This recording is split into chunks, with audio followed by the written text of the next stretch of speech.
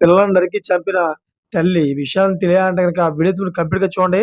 అప్పుడే మీకు complete information ఏంటో అర్థమవుతుంది. అదే విధంగా చాలామంది వీడియో చూస్తున్నారు కానీ లైక్ అని కామెంట్ చేయట్లేదు.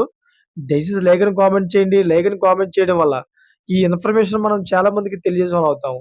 అదే విధంగా చాలామంది సబ్స్క్రైబ్ చేసుకోవడం మాత్రం మర్చిపోతున్నారు. దయచేసి సబ్స్క్రైబ్ చేసుకోండి. సబ్స్క్రైబ్ చేసుకోవడం వల్ల నేను చేసే ప్రతి ఒక్క అప్డేట్ మీరు ముందుగానే పొందగలుగుతారు. ఇక లేట్ చేయకుండా వీడియోలోకి వెళ్దాం. ఫ్రెండ్స్, అమ్మంటే తన పిల్లలకు చిన్న దెబ్బ తగిలినా తట్టుకోలేదు.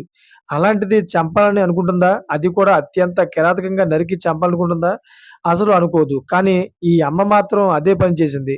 హైదరాబాద్‌లోని జీడీ మెట్రోలో నివాసం ఉంటున్న ఓ మహిళ తన ఇద్దరు కుమారులను కొడవలితో నరికేసింది. వారిలో ఒకరికి 5 ఏళ్ళు, మరొకరికి 7 ఏళ్ళు.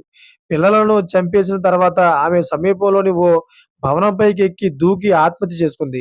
జీడిమెట్ల పోలీస్ స్టేషన్ పరిధిలో జరిగిన ఈ దారుణం సంచలనం సృష్టించింది. అయితే చనిపోయిన తల్లి పేరు తేజగా గుర్తించారు.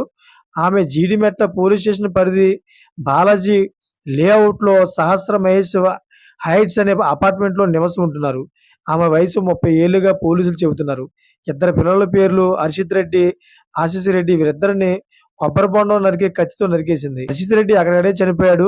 రెండవ అబ్బాయి హాస్పిటల్‌లో చికిత్స పొందుతూ మరణించాడు. తర్వాత తేజ కూడా 6వ అంతస్తు నుండి దూకి చనిపోయింది. ఇదంతా దారుణానికి ఆమె ఎందుకు ఒడిగట్టిందనే దానిపై పోలీసులు ఆరా తీస్తున్నారు.